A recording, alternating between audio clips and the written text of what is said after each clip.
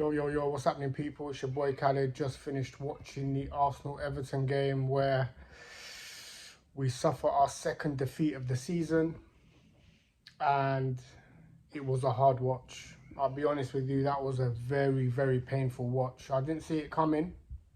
We've been on such good form, albeit we lost our last game in the FA Cup.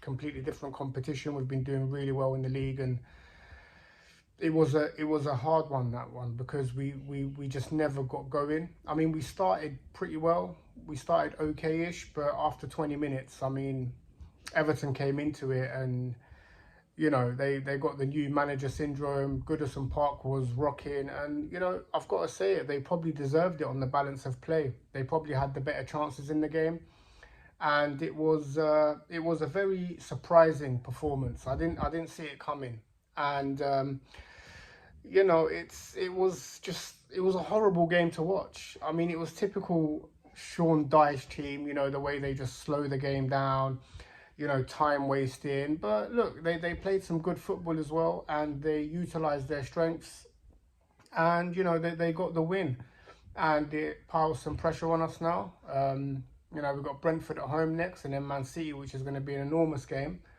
And yeah, look, we're still top of the league, still 5 points clear, but yeah, it's one that no one saw coming. You know, Everton have been shocking this season, and I think that they're one of the teams that are favourites to get relegated. I think the bookies will change them odds now that Dyche is in charge, and you know, he's got a togetherness about them. They played really well today, and you know, they done a job on us. If you want me to be honest, they sucked us into how they wanted us to play, not how we wanted to play, and you know, it was yeah, it was a painful watch.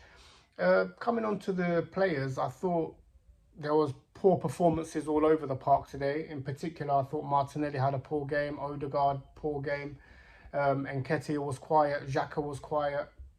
I thought Partey was okay today, and for the life of me, I didn't understand that substitution. I didn't understand taking him off and bringing Jorginho on. You know, it's look, he's obviously been in for a few days. He's not up to speed with the game, how we like to play the game, and I thought he was very poor when he came on as well, to be honest.